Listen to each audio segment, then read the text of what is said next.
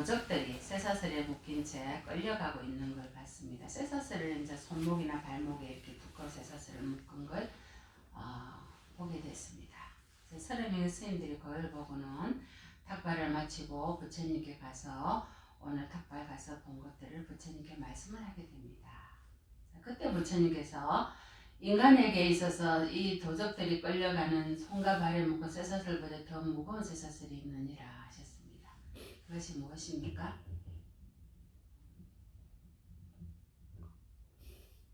업의 쇠사슬. 또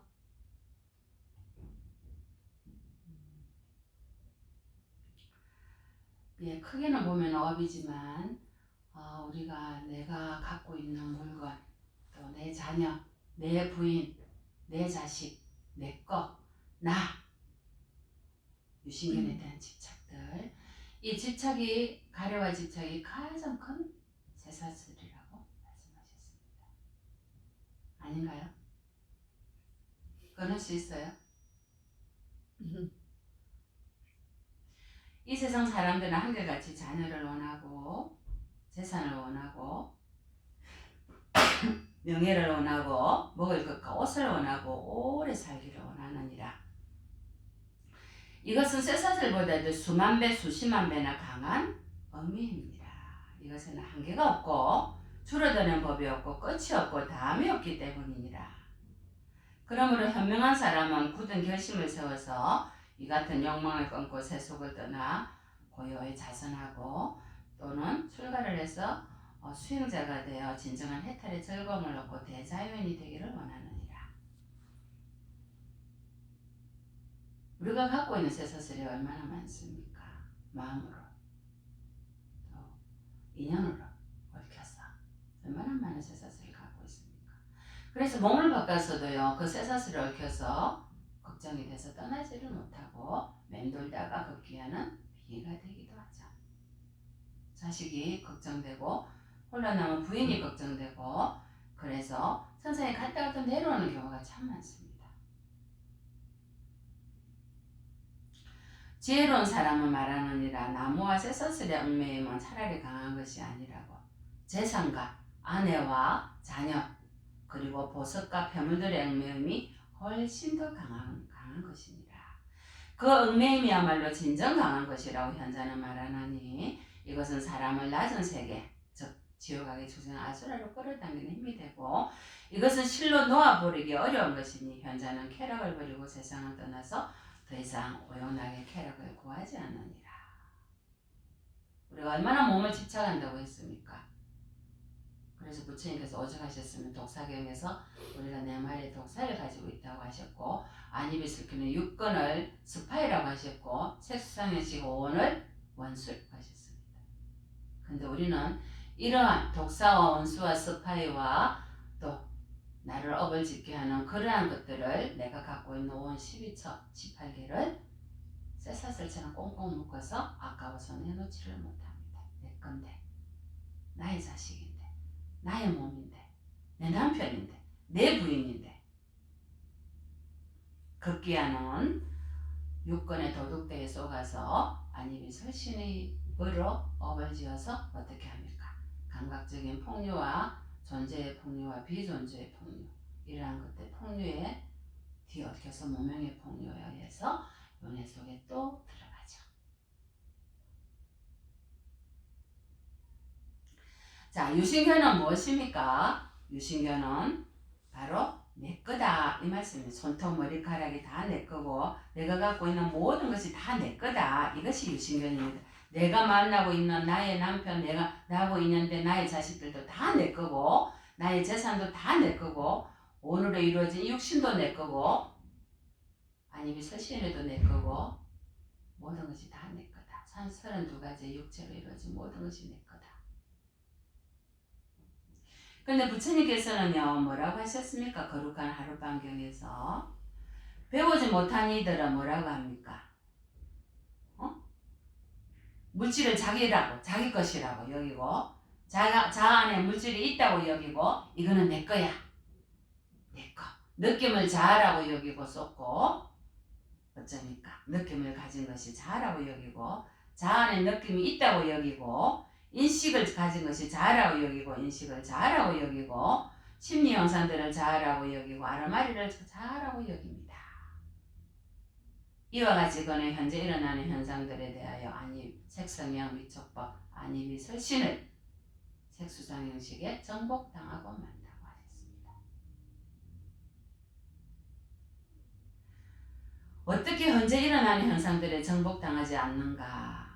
잘 배운 성스러운 제자는 성자들을 존중하고 성스러운 법에 정통하고 성스러운 법으로 인도되고 바른 사람들을 존중합니다. 그래서 어떻게 합니까? 물질을 내 거라고 여기지 않습니다. 색수상 형식 안입의 설신의 치수화풍으로 이루어진 이 육체가 내 거라고 여기지 않습니다. 그건 뭡니까? 잠시 조건되어서 인연되었을 뿐입니다. 쓰다가 때가 되면 뒤도 안 보고 버리고 갈 겁니다. 질질 끌고 갑니까? 나 아까워서 못 버려. 내일 버릴 거야. 모레 버릴 거야. 아닙니다. 내가 숨이 떨어지는 그 찰나에 생사가 끝날 때 육체도 또한 뒤도 안 보고 버려질 겁니다. 근데 우리는 물질을 내 거라고 집착하죠. 성스러운 제자는 물질이 내 거라고 여기지 않고 물질 안에 자아가 있다고 여기지 않습니다. 느낌을 내 거라고 여기지 않고 느낌 안에 자아가 있다고 여기지 않고 인식을 내 거라고 여기지 않고 심리 현상들을 내 거라고 여기지 않고 아르마리 즉 색수상 행식 오온이죠. 내 거라고 여기지 않습니다. 오온 안에 자아가 있다고 여기지 않습니다. 이와 같이 현재 일어나는 현상들에게 정복당하지 않습니다. 그래서 어떻게 합니까? 성스러운 제자는 과거를 돌아보지 않고 미래를 걱정하지 않습니다. 과거는 떠나갔고 미래는 오지 않았기 때문입니다. 현재 일어나는 현상들을 바로 거기서 통찰해서 알아차립니다. 즉 뭡니까? 알아차림. 그리하여 무상고 무아의 이치를 깨닫습니다. 내 거란 영원한 내 거란 없다는 것을. 그래서 정복당할 수 없고 흔들림이 없는 그러한 세계, 즉 지혜 있는 자가 그 세계를 정착시키고 내일 죽을 줄 알기 때문에 지금 이 자리에서 정진합니다. 어느 것도 집착하지 않죠. 내 거라고 할 것은 없기 때문입니다. 죽음의 무리와 타협할 수 없고요. 이렇게 노력하여 밤낮으로 성성하게 머물면 지복한 하룻밤을 보내는 고요한 성자라고 부처님께서 말씀하셨습니다. 자, 그러면 여러분 부처님께서는 부처님 유교경에 이렇게 말씀하셨죠. 쓸데없는 말도 하지 말고 말을 많이 하면 마음이 산란해서 수행에 즐거움을 주지도 못합니다. 방해가 되죠. 자, 마음으로 일으키는 것도 업이 된다고 했습니다. 분명히 제가. 수행자는요. 5개를 지켜야 됩니다. 5개를 지킬 때요. 살생하지 않고 도둑질하지 않고 남의 남자의 여자를 범하지 않는데요. 자, 몸으로 행하는 것도 범하지 않는 거지만 마음으로도 품어서는 안 됩니다. 마음으로 생각을 해서도 안 됩니다. 그것도 의업이 됩니다. 왜? 수행자는요. 여러분은 가정을 가지지 않습니까? 아니 보살님 혼자 되신 분 말고요. 이미 거사님은 몸을 바꾸셨고 이제 가정을 가지 즉 남편이 있는 부인이나 부인이 있는 남편은 마음으로도 다른 여자나 다른 남자를 품어서도 안 됩니다. 이것도 업이 됩니다. 늘 부처님께서는 5개를 잘 지켜서 계율을 지켜야 하지만이 삼매에 들 수 있고 번뇌가 없다고 하셨습니다. 번뇌가 없어야 지혜가 통찰된다고 하셨습니다. 그래서 수행을 하시려면요. 일심으로 공덕을 닦아야 됩니다. 공덕. 덕을 지어야죠. 복을 지어야 됩니다. 공덕은 여러 가지 방편이 있죠. 여러 가지 방편이 있습니다. 오늘도 공덕을 짓는 겁니다. 도둑을 경계하듯이 자신의 게으름을 잘 살피라고 하시고 우리 많이 게으르지 않습니까? 모든 사람이 평등하게 열반에 들 수 있는 길이 바로 이것이니라. 부처님께서는 어디서든지 조용하게 머물러서 어느 곳에도 마음을 두지 말고 오로지 진리를 생각하고 들은 법문을 생각하고 신고의 사무를 잘 살펴서 계율을 지켜서 수행해라 하셨습니다. 사람으로 태어나서 아무 일도 하지 않고요 헛되이 보내면요 반드시 후회할 일이 있을 것이니라. 의사가요 병에 따라서 약을 처방해 주셨어요. 84,000번문으로 부처님께서. 그런데 환자가 먹지 않으면 어떻게 합니까? 의사의 탓입니까? 그것은 의사의 탓이 아니다 하셨습니다. 열애는 길을 안내하는 길잡이와 같은데 인도하는 길을 따르지 않는 것은 길잡이의 탓이 아닙니다. 부처님 역할은 다 하셨습니다. 우리가 수행하지 않는 것은 바로 내가 있다라는 유신견에 빠졌기 때문이고 내 거라고 생각하기 때문에 그것을 떠나지 못합니다. 하물며 작은 뭐예요? 가사에도 집착해서 이가 되지 않았습니까? 부처님께서는 뭐라 하셨습니까? 나는 나의 법신은 늘 너희들 곁에 머물 것이니라.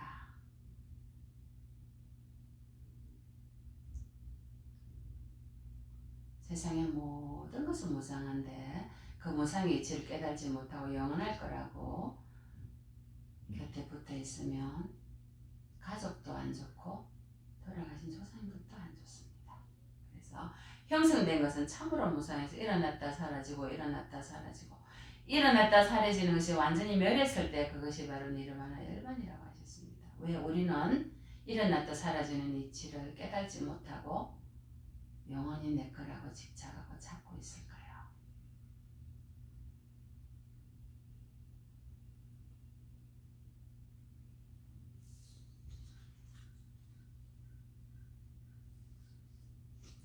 수행자들이여 부지런히 수행해서 번뇌에서 벗어나라. 이 세상에 살아있는 모든 존재는 모두 사라져 없어지게 되느니라.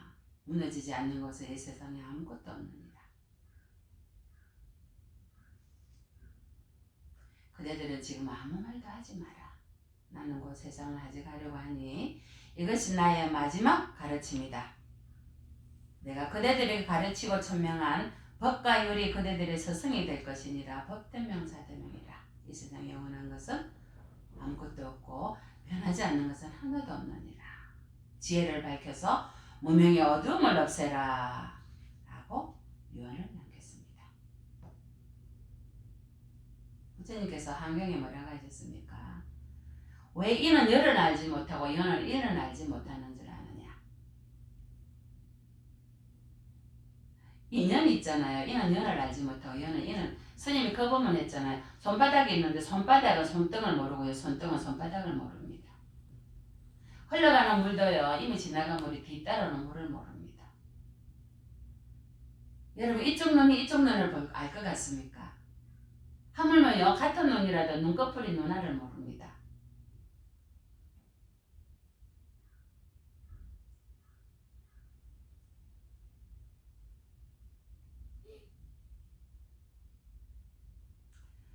왜 그런 줄 아십니까? 세상 모든 것은 자성이 없기 때문입니다. 무자성이기 때문입니다. 공입니다. 그냥 조건돼서 만났을 뿐입니다. 눈꺼풀과 눈알로. 이쪽 눈으로 이쪽 눈으로. 손등과 손바닥으로. 저 물방울과 이 물방울로. 하물며 같이 떨어진 물방울이라도 서로 모릅니다. 우리는 내 자신 안에 있는 나를 안다고 생각하고 어쩌고 저쩌고 하지 않습니까? 내 안에 32가지의 그런 물질과 침, 코, 입으로 다 이루어진 내장기관들 그리고 내가 이루어진 온 12처 18개를 다 안다고 생각하고 내 마음을 다 안다고 생각하지 않습니까? 어느 것도 자성이 없습니다. 어떻게 알겠습니까? 하물며 나도 모르는데. 그런데 내 부인 내 자식이라고 내 거라고 집착합니다.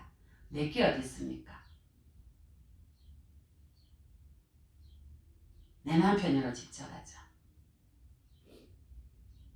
내 마음에 일어나는 것도 모르는데 내 남편한테 일어나는 마음을 알 수 있습니까? 내 마음에 일어나는 것도 모르는데 내 자식한테 일어나는 마음을 알 수 있습니까? 근데 내 거라고 하자.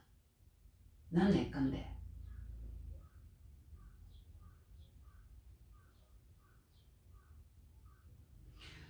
태우고 있는데요. 그 속에 있는 불들은 서로 모릅니다. 왜? 자성이 없기 때문입니다. 인연이 돼서 탈 뿐입니다. 내가 그것을 잘 알아. 천만의 말씀이에요. 아시겠어요? 일주일 천육일 일어났다 사라지는, 그보다 더 많이 일어났다 사라지는 마음으로 내도 내 마음을 모르는데 나는 마음 시키는 대로 할 거야. 내 마음이니까.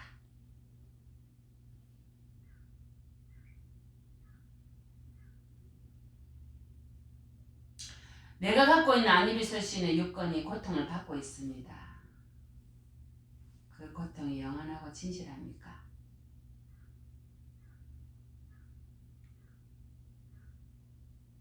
결혼을 받는다고 착각할 뿐입니다. 아시겠어요? 자성이 없는데.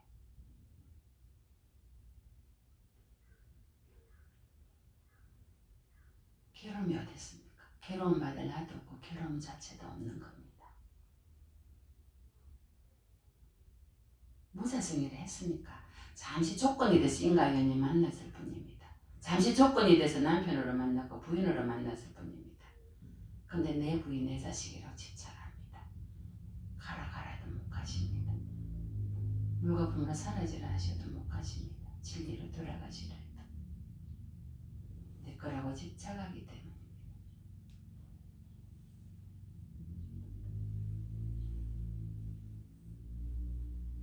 그래서 부처님께서는 뭐라고 하셨습니까? 실제로는 저 물건이 여기 가만히 있는 것 같아도 늘 움직이고 있다고 하셨습니다. 늘 움직이고 있다고. 실제로는. 우리 눈으로는 정지된 것 같잖아요. 그렇지만 파동치고 있습니다. 색수상행식이 파동치고 있을 뿐입니다. 그래서 생멸합니다. 일어났다 머물렀다 사라지고 일어났다 머물렀다 사라지고 이 작업을 할 뿐입니다. 자성이 없습니다. 무자성입니다. 자, 뭐라고 하셨습니까? 부처님께서 항경에서요. 자신의 육신에 어떤 실체가 있는지를 정확하게 가늠하는 사람은 자아가 있고 없는지를 잘 안다고 하셨습니다. 어디도 집착할 것이 없는 줄 알고 있습니다. 육신에 있는 그대로 실성을 깨닫고 공을 깨닫는 자는 모든 것이 허망하다는 것을 알고 마음에 집착하지 않습니다. 육신과 정신이 서로 밀접하게 연관되어 있고 서로 의지하고 관련되어 있으면서 움직이고 있는 모습은 마치 불이 타오르면서 어느 것이 앞이고 어느 것이 뒤인지 식별할 수 없는 것과 같다고 하셨습니다. 우리가 인과연이 이렇게 이루어졌습니다. 인연에 의해서 일어나는 업은 꿈과 같고요. 결과 또한 모두가 정멸한 것입니다. 세간의 모든 존재는 마음으로 내가 짓고 내가 마음으로 만들 뿐입니다. 일체 유심주죠. 내가 만들어서 내가 그 속에 가둬집니다. 인과연을 만들어냅니다. 조건은. 그래서 자신의 생각대로 마음대로 따라가면요. 그거는 삿된 길로 들어가게 되죠. 왜? 마음은 환과 같고 그림자와 같은데 그곳에 따라가고 있는 겁니다. 마음을 알아차리는 것이 정법으로 가는 길이, 바른 길로 가는 길이죠. 생멸이 유전하고 일어났다 사라지고 멸하는 이 세상의 모든 법은요. 일체 인연으로 만들어져서 조건으로 만들어졌을 뿐입니다. 반드시 무상하고 공으로 들어갑니다. 부처님께서는 모든 존재가 무상하고 공하여서 진실한 자아가 없다고 여실하게 간하여서 집착하는 마음을 일으키지 말아라 라고 하셨습니다.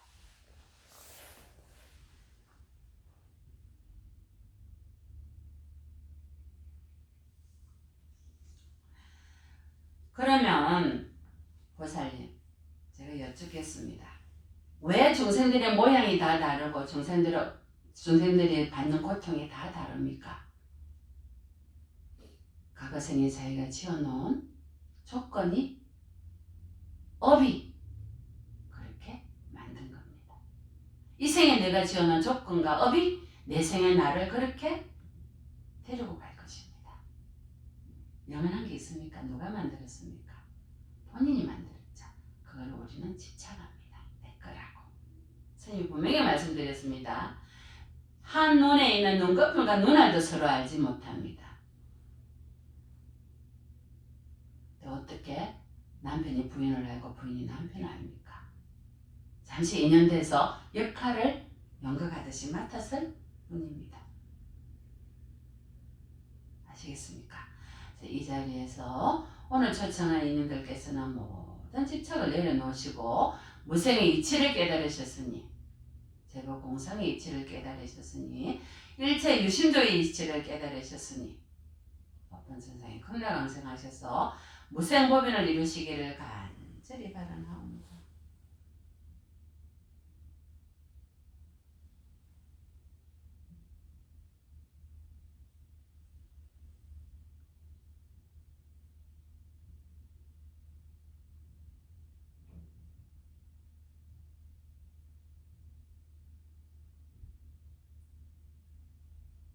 네, 이상으로 법문을 마치겠습니다.